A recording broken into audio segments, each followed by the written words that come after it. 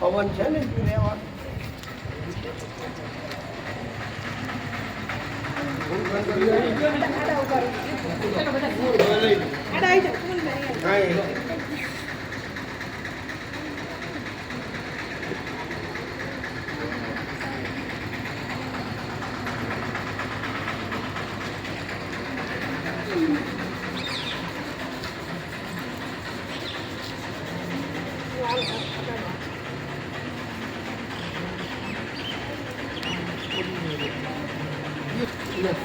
ચાલો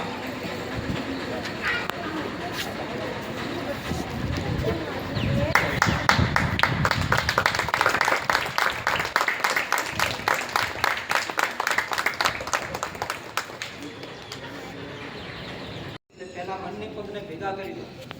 બંને પગ ભેગા, એડી અડેલી, પંજા થોડા ખુલ્લા અને બંને હાથ બાજુ પર. બરાબર. આ સ્થિતિમાંથી ઉભા રહેવાના આસન છે એ આ સ્થિતિમાંથી કરવા.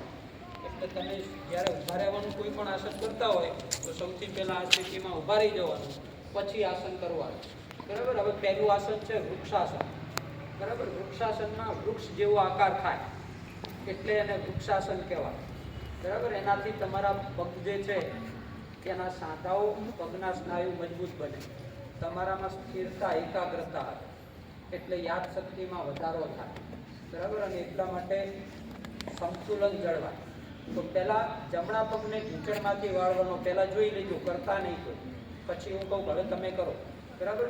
તમારા જમણા પગને ઢીંચણમાંથી વાળવાનો અને પૂરેપૂરો ઉપાડી અને સાથળ પર મૂકવાનો. આપણો જે નિતંબનો સાંધો આવે ને, હમણાં રો નિતંબનો સાંધો આવે ત્યાં આપણી એડી ટચ થાય એવી સ્થિતિમાં મૂકવાની. નજરને સામે સ્થિર રાખવાની. નજર સ્થિર હશે એટલે બેલેન્સ રહેશે. અને પછી શ્વાસ કરતા બંને હાથ ઉપર, નમસ્કારની સ્થિતિ, એમાં રોકાવાનું આરામથી. બરાબર. પછી ધીરે ધીરે છોડવાનું. તો ફરીથી એક સ્થિતિમાં છોડવાનું. પહેલાં બંને હાથ નીચે અને પછી પગ નીચે. બરાબર. આ આસન અધૂરું કહેવાતું